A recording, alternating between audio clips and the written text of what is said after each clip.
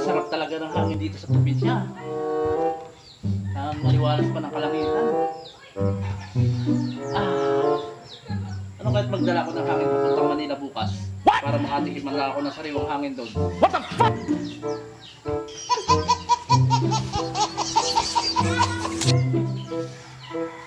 Alam sa inyo kung ano iniisip ninyo. Ang dumi ng utak ninyo. Oh, puno na.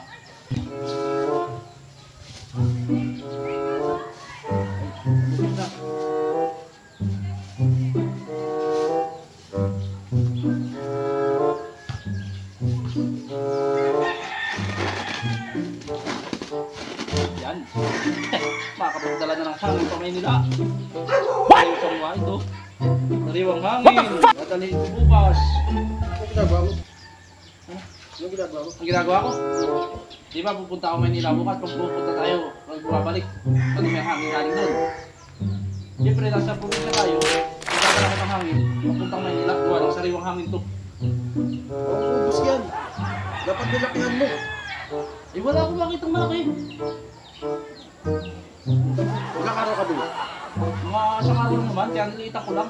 Kaya pupunuin ko. Sama-sama lang ako sa Maynila. Polluted pa. Oo. Kaya magdadala ko ng sariwang hangin. Tapos nilakihan mo para may para madami ka manananghang. Ay mamaya kukunin ko yung pag madilim na. Pag nadilim na. Masariwa yun ano? Masariwa yun. Gawa ng medyo malamig. Oo. Ngayon, Madami ka na naipon. pinupuno ko pa. Sure ka ba na sariwa yan?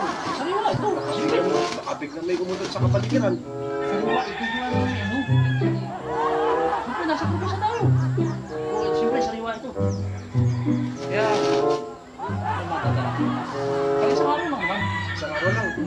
Pero pag yung mga perling na, dinadala ko yung malalaki na. Sa bag na. Plastic bag na malaki. Malalaki yung mabilo. Talino ka talaga. Siyempre. Ikaw ba naman polluted ang hangin doon. Pero parang mapapagkabalan nga ako ng adik ko na. Hindi, okay lang yun. Okay lang yun. Tatlo yung sariwa hangin. Hindi. Makakaroon na talaga natin.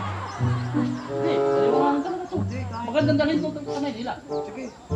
Alis na ba? Ganun wala. Wala ka, hindi ka naniniwala. Mas maganda yung ano